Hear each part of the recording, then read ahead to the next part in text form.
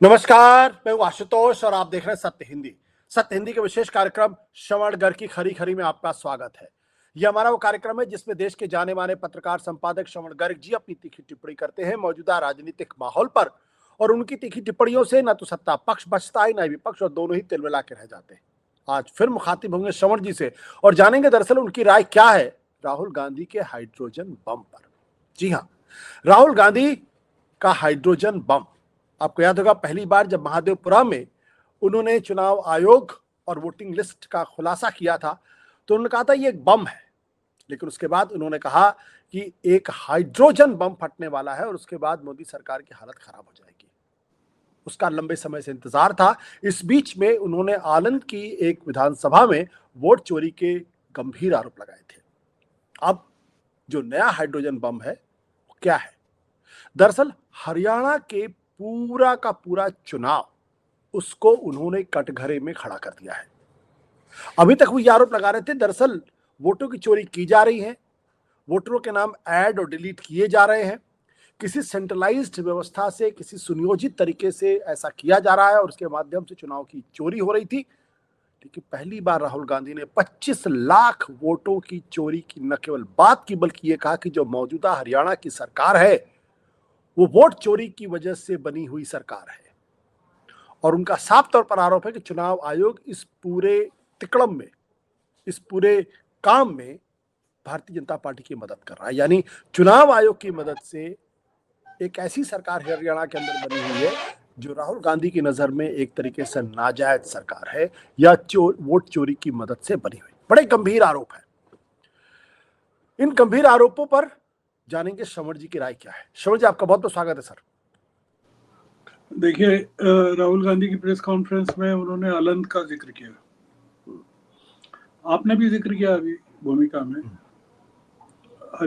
कर्नाटक की special court ने BJP के उस नेता को एंटीसिपेटरी बेल दे दी है आज ही, जिस समय राहुल गांधी प्रेस कॉन्फ्रेंस कर रहे थे तभी उन पर वहाँ की जो एसआईटी है, स्पेशल इन्वेस्टिगेशन टीम पुलिस की, कर्नाटक पुलिस की, उसने आनंद में वोटर लिस्ट में मैनिपुलेशन करने का आरोप लगाया था और उनको आरोपी बनाया था। तो हमने इस बात की, अपनी बातचीत की शुरुआत इस बात से की है कि राहुल गांधी जो कह रहे हैं वो क्या कह रहे हैं और चैलेंज क्या है, और उनका चैलेंज किस जगह केंद्रित है, किसको केंद्रित है, वो किसको ललकार रहे हैं। दो चीजें हैं। मैं राहुल गांधी ने क्या कहा, प्रमाण दिए, उसको रिपीट नहीं कर रहा हूं क्योंकि आप भी कुछ कह चुके हैं, लाइव भी आ चुका है। तो 25 लाख वोटर्स को कैसे मैनिपुलेट किया गया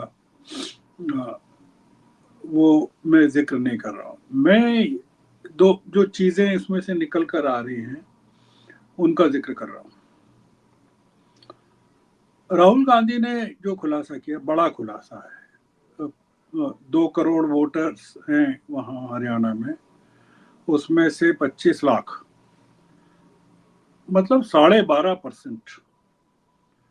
बहुत बड़ा फिगर है ये, 12.5 एक छोटे से राज्य में।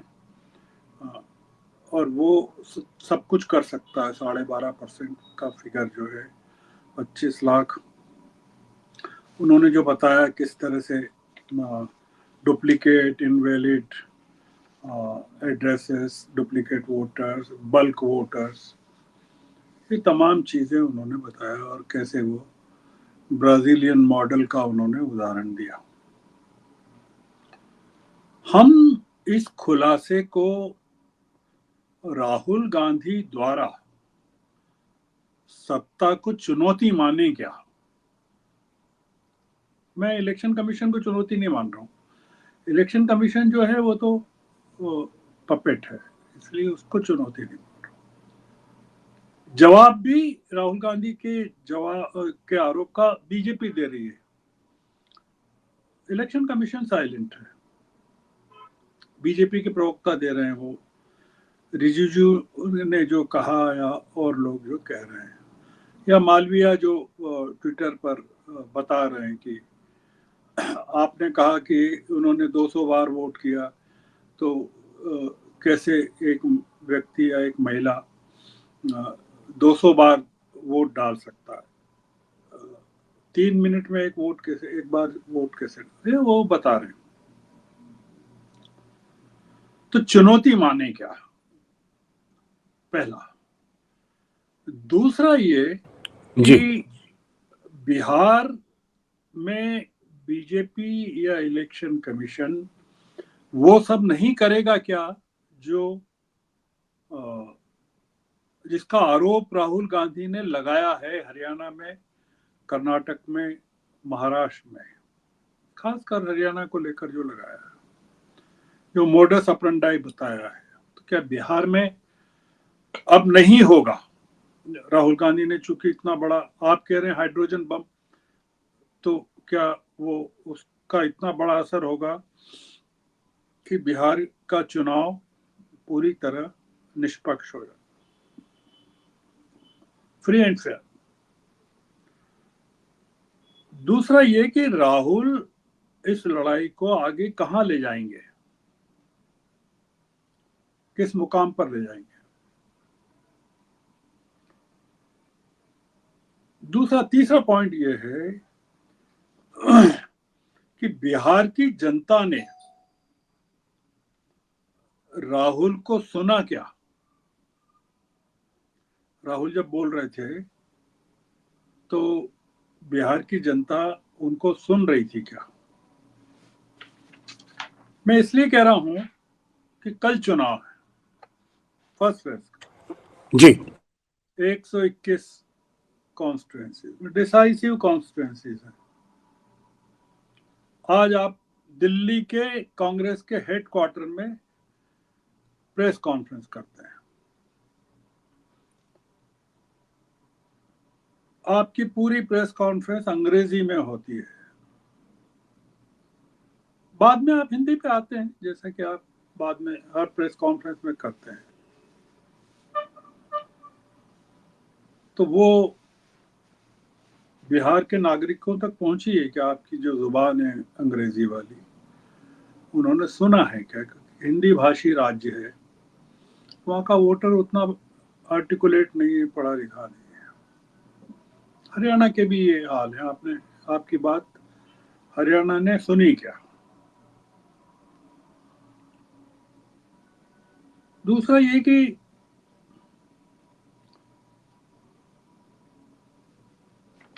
आपने आज क्यों की, ये जो खुलासा है, टाइमिंग,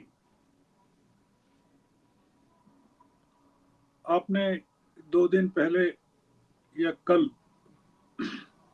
पटना में क्यों नहीं किया? दिल्ली में क्यों किया? दिल्ली तो कोई जगह नहीं है, Delhi is not the place. तो मैंने कहा कि इसका बिहार पर असर होगा क्या? बिहार की जनता ने सुना क्या आपको? आपने टाइमिंग के बारे में मैंने कहा, और मैंने कहा कि आप इसको दिल्ली में क्यों कर रहे हैं?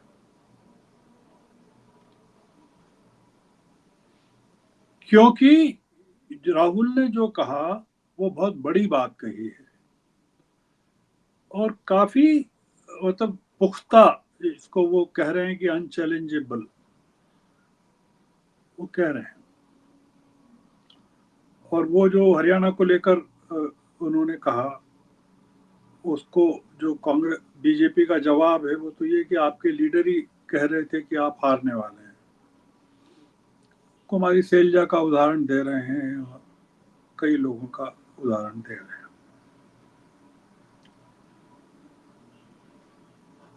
हमारी चिंता क्या है? मतलब हम बिहार का चुनाव चुरा लिया गया, जी। हरियाणा का चुनाव चुरा लिया गया,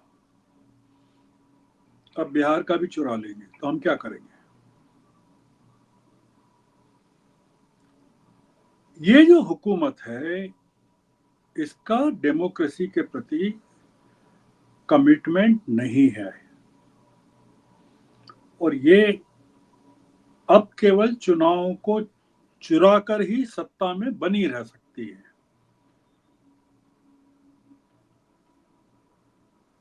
तो इसको क्यों नहीं चुराना चाहिए? मतलब ये चुनाव, मतलब अगर इसका मोडस ऑपरेंडाई ये है कि चुनाव को चुराना है,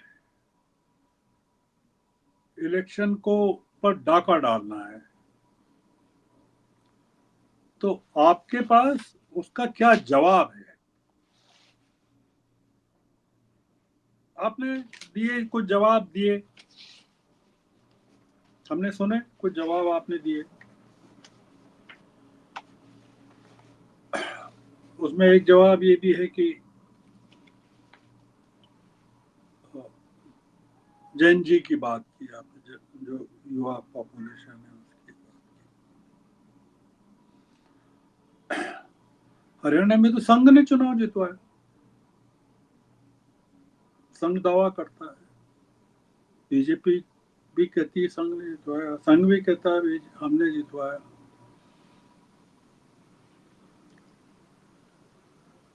तो क्या ये संघ ने की देख रेख में पूरी चोरी हुई है क्या?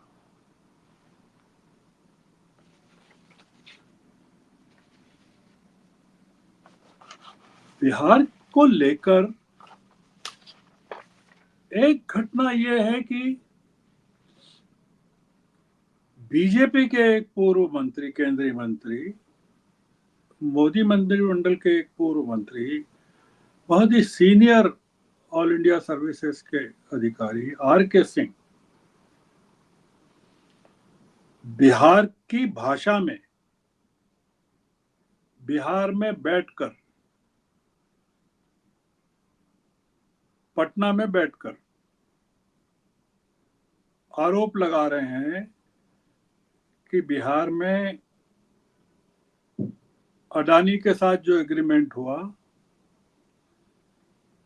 बिजली का, पावर प्लांट का, 1,40,00,000 लाख करोड़ का, उसमें 62,000 करोड़ का घोटाला हुआ है। अब आप सोचिए कि वो आदमी, बीजेपी के अंदर का आदमी, चुनाव के वक्त जो बात कह रहा है, आप दिल्ली में बैठ के हरियाणा के चुनाव की बात कर रही है कांग्रेस। आर.के. सिंह सम्राट चौधरी के बारे में बात कर रहा है। हम इस समय बिहार को देख रहे हैं, हरियाणा को नहीं देख रहे हैं। We are looking at Bihar, not Allen. हम ये देखना चाहते हैं, जानना चाहते हैं राहुल गांधी से जी कि आप हमको बिहार जीतकर बताएंगे कि नहीं। आपने चेता दिया, बता दिया, बहुत बड़ा एक्सपोजे है ये, 12.5% की वोट चोरी, पर वो तो करना ही चाहते हैं इस चीज को, कर ही रहे, करेंगे, हर जगह करेंगे। वो पूरे अखिल भारतीय स्तर पर करना चाहते हैं। तो आप हमको ये बताइए कि हम जब 14 नवंबर को इलेक्शन रिजल्ट ढूंढें तो उसमें राहुल गांधी नजर आएंगे क्या? कि उसके बाद फिर एक प्रेस कॉन्फ्रेंस की, बिहार का चुनाव कैसे चोरी हो गया। हम कह रहे हैं कि ये मामला ये है कि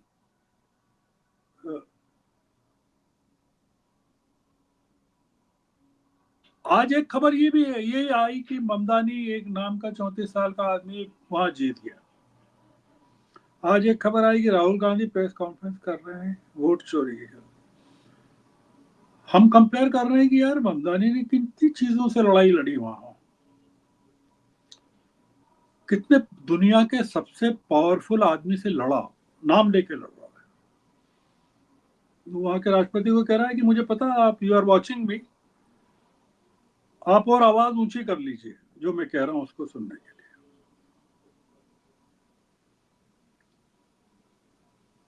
हमारे सामने ममतानी ने एक मॉडल, रोल मॉडल रख दिया कि भैया लड़ाई जीतने के लिए ये रोल मॉडल है, और वो रोल मॉडल ये है पब्लिक, जनता। 50 साल के इतिहास में, सॉरी, न्यूयॉर्क के मेयर चुनाव में 50 साल के इतिहास में पहली बार highest voter turnout, 2 million voters. जो उनको पहली प्राइमरी में वोट मिला, जो फाइनल प्राइमरी में वोट मिला, उसमें और रिजल्ट में कोई फर्क नहीं।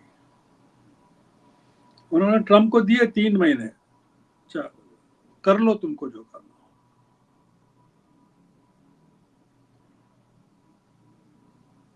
तो ये जो कर्नाटक की खबर आ रही है, कोर्ट छोड़ रही है, एंटीसिपेटरी बिल दे रही है स्पेशल कोर्ट।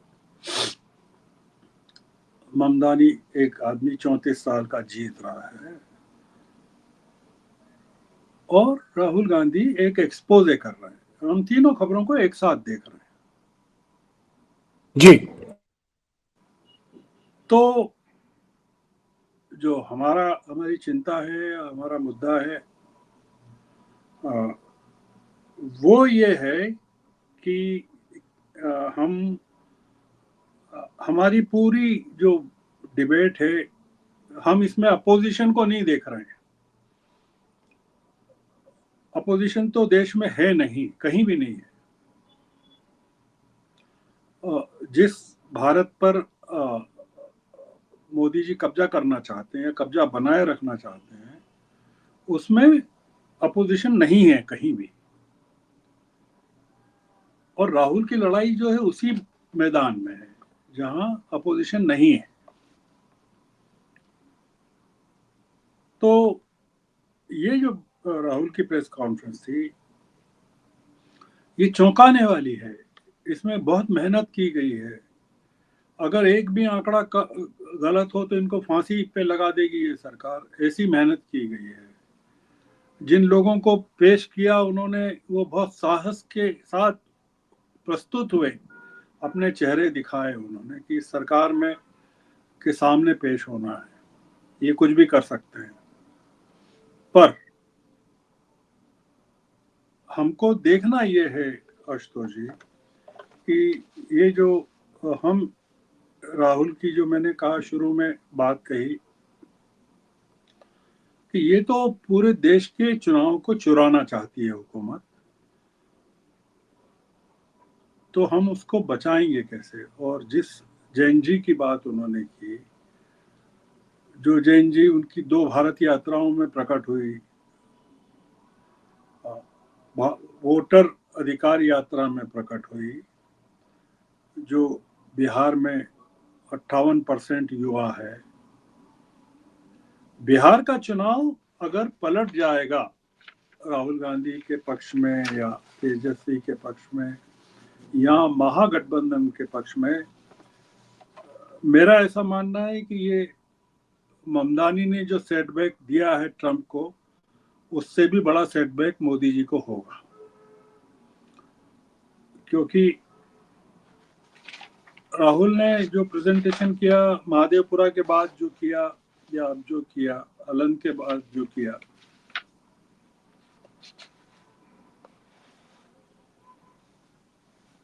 वो बहुत कन्विंसिंग है। वो कन्विंसिंग इसलिए है कि 18 से 20 साल से 30 साल के, या 18 से 30-29 साल के, जी। चार चार 40 लाख मतदाता बिहार वहाँ हैं, हरियाणा में। ये वही हैं जो जिनको जैन जी बता रहे हैं। तो राहुल गांधी की उम्मीद ठीक है, जैन जी पर है, पर हमको ये देखना है कि उस जैन जी को लीड कौन कर रहा है, कहाँ है वो जैन जी को का नेतृत्व देने वाले लोग कहाँ हैं। हमारी उम्मीद सारी बिहार पर टिकी हुई है, क्योंकि वहाँ जैन जी भी दांव पर लगा हुआ है, विपक्ष भी दांव पर लगा है, और ये इतने एक्सपोजे के बाद भी अगर भ्रष्टाचार वहाँ हो जाता है तो हमको बहुत सारी चीज़ों पर फिर से नए सिरे से बात करना होगी। तो मैं सोचता हूँ कि राहुल की मेहनत बेकार नहीं जानी चाहिए, और राहुल ने आज और ज़्यादा हमको डरा दिया है। सही बात तो ये है, वो ये सरकार क्या क्या कर सकती है ये बताया, और कैसे करती है। ब्राजीलियन मॉडल भी ले आ सकती है, वो किस तरह से वोट डाल सकती है, और उसका फोटो भी दिखा दिया, नाम भी बता दिया, कितनी जगह उसने किस कॉन्स्टिट्यूंसी में डाला ये भी बता दिया। एक चीज का खंडन नहीं आया है कहीं से, तो ये राहुल की बड़ी सफलता है। तो इसलिए हमको राहुल ने डरा जरूर दिया है, हम अब राहुल ने जो डराया है उसको उम्मीदों में कन्वर्ट करना चाहते हैं जी। तो वो हम 14 तारीख तक प्रतीक्षा करेंगे कि, और मेरे साथ आप भी करेंगे या आपके साथ मैं करूँगा। Thank you sir. हाँ? करेंगे प्रतीक्षा। करेंगे प्रतीक्षा। Thank you. तो आज की बातचीत इसी नोट पर, क्योंकि बाकी तो आप सब बोल ही चुके हैं होंगे जी अपनी चर्चाओं में, तो इसलिए अब उसको रिपीट करने से तो कोई मतलब नहीं है ना। Thank you sir, thank you.